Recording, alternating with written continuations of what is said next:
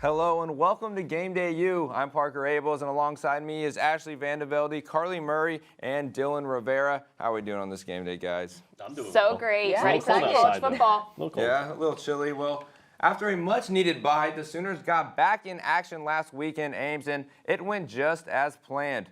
The Sooner offense got off to a slow start, but the defense came to play. Woody Washington started that off with this interception, and OU would go on to get a field goal, taking an early 3-0 lead. On to the second quarter, tied 3-3. Eric Ray would come up short on 3rd and goal, and the Sooners would have to kick a field goal. Or so we thought. Michael Turk would look for the hold, but then toss it up to kicker Zach Schmidt for the touchdown, giving the Sooners a 10-3 lead. Both teams would finish the half with a field goal, and OU would go into the locker room up 13-6. And with 4:36 left in the third quarter, Dylan Gabriel steps up into the pocket and finds Jaleel Farouk wide open for a 41-yard TD. Iowa State would answer with a scoring drive of their own and then have the ball to take it with a chance to tie, but then Danny Stutzman would get this near pick six with icing the game with just over 5 to play. Eric Gray would punch it in a couple plays later, and the Sooners would take the lead 27-13. Now, after that big win in Ames, the Sooners now have to turn their attention to the Baylor Bears, and we're going to tell you our thoughts on what OU needs to do. Baylor head coach Dave Aranda has turned his defense into a real threat to that Jeff Lebby offense. Earlier in the week, Sooner QB Dylan Gabriel talked about the physical nature of the Bears. I think Baylor's just super physical. It's kind of a bunch of guys who've kind of been in it and know the system really well. But they're a really good team, and they do, what they're supposed to do a lot of the times, and just really clean cut, know where they're supposed to be every single time. So just got to take advantage of the mistakes they do make and just trying to, be prepared as we can. And bouncing off of that, Parker, Anton Harrison says he's ready to defend this Baylor defense. And we've all seen this OU squad struggle throughout the season, but offensive lineman Anton Harrison says that their main focus is maintaining peak physicality on the field. I know we say this a lot, but just being more physical, I feel like everybody's just up on being physical right now and just being the most dominant group on the field at all times. And that's what we talk about it every time we come off the field. Just how can we be more physical? So that's one big thing we work on. Well, you mentioned a physical athlete. I want to talk about the sophomore wideout, Jaleel Farouk. When he has the ball in his hand, something good is bound to happen. I think he's on his way to be the go-to pass catcher for the Sooners offense. As for Oklahoma coordinator Jeff Lebby, he knows Farouk is only on the rise. His understanding of the offense, of what he's being asked to do, that to me is where the greatest growth has been. And then he's playing a lot of football. Again, he hadn't played a ton of ball. He's played a bunch. Obviously all year, so that's where you've seen a ton of growth. So he's got great understanding. He's done a really good job working, being the same guy every single day. We talk about that a ton, and excited about where he's going. Well, Farouk has seen big improvement from last year to this year, and everybody else has talked about this year, so I want to take you back to last year. The former OU head coach, he who shall not be named, took a day off to tend to a personal matter. I won't speculate on that day. I'll leave that for you all at home. But the Sooners were coming off of a bye week to play Baylor. Defensive end Reggie Grimes remembers the 27-14 loss vividly for how poorly Oklahoma played that day. We had guys playing like they were still half asleep, and we lost. Just that's what happened. We lost the game. So I think going into it this week, it's more of you have to attack every single day like these may be your last few plays you can get, okay? Because it just might be. This year what we have to do in order to come out on top is, again, stick to our rules. We have to keep a competitive stamina. We have to be poised, and we have to prepare for a four-quarter or more game. Yeah, that was a rough day for the Sooners, but now we'll go east on Lindsay Street to Game Day U's Dakota McDowell Wapakichi, who was able to catch up with an Oklahoma City prominent barber. Dakota? This week, I was able to talk with popular Oklahoma City barber Corey Sutter, better known as Scissorhands. Stick around for after the break. Game Day U will be right back.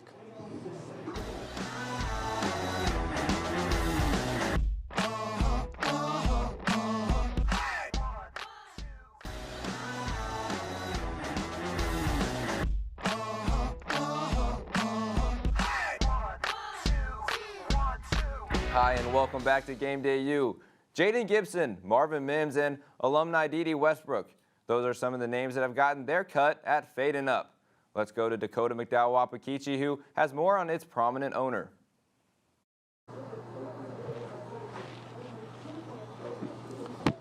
Yeah, Corey Sutter has owned Fading Up barbershops in the Oklahoma City Metro for 10 years. Not only has he cut the regulars who need that fresh fade before OU football games, but also OU football players. Here's more on this Norman and Oklahoma City Sooner-inspired business. Longtime Sooner fan Corey Sutter has been in love with the football program beginning with his days of growing up 109 miles away from the Palace on the Prairie in Atoka. Now Sutter runs his barbershop business Fading Up in the Oklahoma City Metro. Sutter says he's had a lot of opportunities to cut Sooner alums like Adrian Peterson and even celebrities like Drake or Shaquille O'Neal. Today, he gets your everyday clientele while also attracting Sooner football players to his shops for haircuts. We didn't have cable, so the only channels we could get was 10 and 12, ABC and what is that, CBS or whatever. And so I had no choice but to see the Oklahoma Sooners. And Sutter's love for the Sooners runs deep as he is a longtime season ticket holder who loves his game days in Norman. At his shop east of campus on Lindsay Street, he enjoys his football with his barbers while cutting hair. He even runs a tailgate called Turned Up Tailgate around the campus corner area. now, since I have a barbershop in Norman, I have 4 of them. My barber Jeremy, he was cutting up Caleb Williams when he was here. You know, my barber Boogie, he cuts up a lot of them, and a lot of the Sophie cuts up them. So it's a lot of them that cut since it's in Norman. He says his stores have tons of Sooner memorabilia because he is ride or die for the Sooners and hopes to see more people come by to meet him and his crew. We'll give you what you need, and we're going to give you a laugh, and we're going to send you out the way where you can go get that new job, get a new girlfriend, or whatever you need in life. You know what I'm saying? Because, you know, it's all about your look. Now, if you're wanting to meet Scissorhands, you can see him up by Campus Corner at the Turned Up Tailgate, or you can come inside any of the Fading Up barbershops in the Oklahoma City Metro. I know he got me right this week, so reporting from inside Fading Up Norman, Dakota McDowell-Wapakichi, Game Day U. Thank you, Dakota. I might need to stop by soon. When teams or players fail to meet the fans' expectations, the frustration is always taken out on social media. Though through the early part of Oklahoma's season, Justin Broyles was the target for Sooner fans, but the fifth-year senior is no stranger to the adversity. There's a lesson to take away from the 1994 football film, The Little Giants. Football is 80% mental, 40% physical. For Oklahoma defensive back Justin Broyles, he says he's always understood there's a lot that goes into the mental side of the game. I've always understood that there's more to the game than just the physical side. You know, there's so much more in terms of the mental side of the game, and not even so we could talk mentality, but it goes deeper in terms of, you know, stillness and awareness, being able to find the moment, being able to find flow, being able to stay in the zone, you know, being able to have a next play mentality. You know, that's kind of been my chase this offseason. That strength and mentality was put to the test early on in this season. Fans bashing Broyles all over social media. The fifth-year senior has learned over time to ignore the negativity. Nobody's exempt from people's opinions, people's comments. So, I mean, once you understand that, then you realize to just block it out. While Broyles became the online lightning rod for the team's poor play, word of the fans' comments made its way to head coach Brent Venables, and he defended his defense's leader. Why anybody would spend, 1 ounce of energy being emotional or mad about a player that loves this university and is committed every ounce of who he is, every fiber in his body to helping this place be great. I don't know. I don't know what's behind that.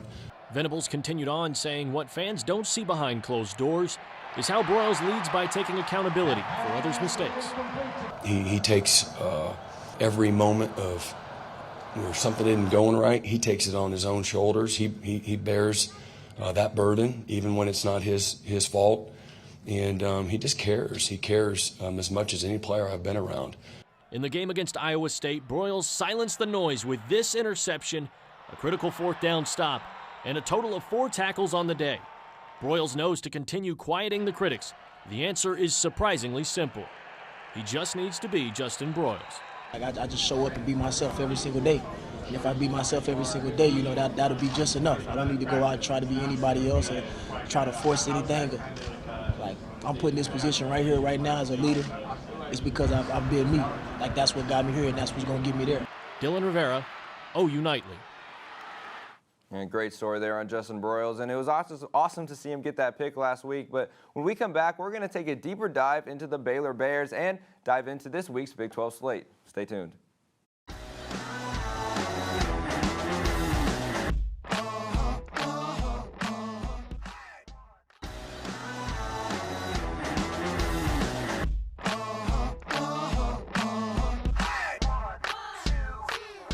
Welcome back to Game Day U, and with the defending Big 12 champions coming into Norman, we're going to tell you a little bit more about the Sooners' opponent. Baylor and OU have a very similar season going on. They're preseason 1 and 2, but they're both 5 and 3, and a win today would be big for both programs. The last time OU wasn't ranked when playing Baylor was 2005 in the AP poll. Yeah, the Bears' defense is very similar to Iowa State. They want to eliminate big plays and make you earn it. Dave Aranda's game plan will make you work your way down the field and hope to stall you out in the red zone and make you kick a field goal. Yeah, it's a tough defense over there that Dave Aranda is running. But the history in this matchup, it's ugly. The two teams have played a total of 32 times. Oklahoma has won 28 of those games. So it's been definitely favoring the Sooners throughout history. I was actually able to cover the Bears this summer at Big 12 Media Days and found out a little bit about the Baylor quarterback competition. I'm here at AT&T Stadium, where earlier today, Dave Aranda talked a little bit about the Baylor quarterback situation. Blake Shapen beat out Gary Bohannon in spring ball this year and was named the starting quarterback for the Bears. Aranda said he had to go with the player he felt was better and not the one he had a better relationship with. And then I think, the competition between Blake and Gary, I thought was really strong. And the communication was, like I say, always wide open and ongoing. And just at the end of it, it just became apparent, especially with the spring game. I think that was a factor in it. But at the end of it, it just became apparent that Blake was our better passer. Baylor linebacker Dylan Doyle said he trusts the coach's decision and is excited to see what Shapen does with his opportunity. Excited for Blake to lead our team now. He really deserves the opportunity that he's gotten, and he's taken advantage of all of the opportunities that he's gotten this summer. And I'm just excited for him to carry that into the fall and continue to grow in his leadership capabilities and in his playing abilities. Blake Shapen led the Bears last season in the Big 12 championship against Oklahoma State and is hoping to do it again this season. From AT&T Stadium, I'm Parker Abels, OU Nightly. The Bears will be looking to get Shapen going today, but there's also a lot of other high-stake Big 12 games today. Texas is playing K-State, OSU is playing Kansas after the shutout last week, but I'm looking at the TCU versus Texas Tech game. Big noon kickoff will be there, and I want to see how much longer TCU can keep this going. And Tech has been up and down all year. If they have a good game, though, they have a chance to take down the 7th-ranked Horned Frogs. We'll see if TCU can take it all the way, Parker, but I have my eye on number 18 Oklahoma State at Kansas. I don't think anyone was expecting the Cowboys to get pummeled at Kansas State last weekend, 48-0, a shutout, but that's exactly what happened. KU has lost 3 in a row and is looking to potentially salvage their season, so it's time to see if this is the beginning of the end for Oklahoma State potentially.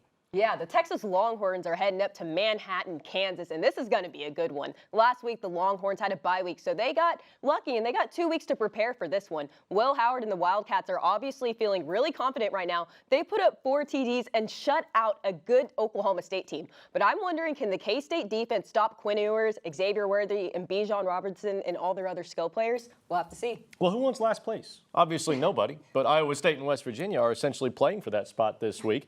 That can change down the line, obviously, but at the moment, that's the situation, and that could be an interesting game. Yeah, I'm excited to see who gets that one, but when we come back, we're going to break down the keys to a Sooner victory later today, so don't go anywhere.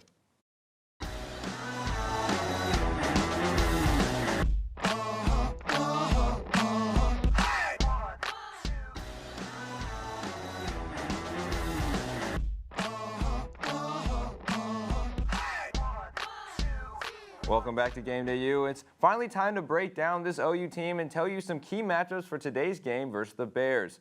I'll start that off with the linebackers. This unit, in my opinion, has been one of the strongest for OU, and Danny Stutzman, Deshaun White, and David Agwebu have been playing well, but they have to play well today to stop this fierce Baylor running game. They also have to put a lot of pressure on quarterback Blake Shapen. Baylor's coming off a 45-point game versus Tech, so the linebackers are going to have their hands full. That's right, Parker. This defense is going to have their hands full, but this Baylor defense likes to rush the quarterback, especially off the edges. So, like I said, if last week was a test for the Sooners offense, this week will definitely be a step up from that. The run game will be critical for the Sooners to level up, but you can't rely on that. It's time for Marvin Mims and the wide receiver core to step up and play some competitive ball, meaning making catches in zone coverage and tight windows are going to be necessary to dominate this game. You're absolutely right. The run game is going to have to step up because Baylor has the top rushing defense in the conference. They hold opponents to 3 yards per rushing attempt. Well, Eric Gray is averaging almost 7 yards per carry. So I'm interested to see who is going to win the line of scrimmage, Baylor's D-line or Eric Gray and the Sooners offensive line. Well, you talked about the OU running back. I want to flip sidelines and talk about the Baylor running back, Richard Reese. Reese, who's just a freshman, has 791 yards and 12 touchdowns through 8 games. But it gets even scarier when you realize he wasn't the main back in the first 2 games of the season and that he has 334 yards and 5 touchdowns in the last 2 games. OU is 114th in rush defense. Have to shore it up today and bring Reese down early in order to beat Baylor. Yeah, and well, it's finally time to make our picks for today. I'll start it off, and I'm going to go OU 31, Baylor 27. Close one. OU gets a 4-point win. I think this is going to be an extra close one. I'm going 27-26 OU, 1-point win. For me, it's 28-21 OU. This is going to be a game full of good defense and good offense, so I'm really looking forward to it. I think 34-28. Baylor has the ball in the last possession, turns it over, OU wins. Great picks, guys. Well, when we come back, we're going to bring in some more faces and make some more picks. Stay tuned.